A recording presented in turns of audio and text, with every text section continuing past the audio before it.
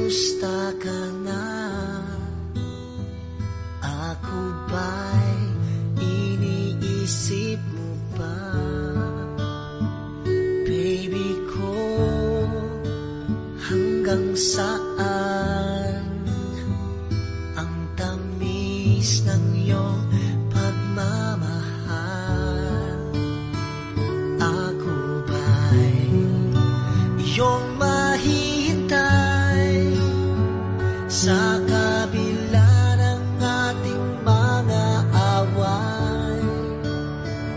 Kung sakaling ayaw mo na sa akin, baby ko, patuloy kang mamahalin.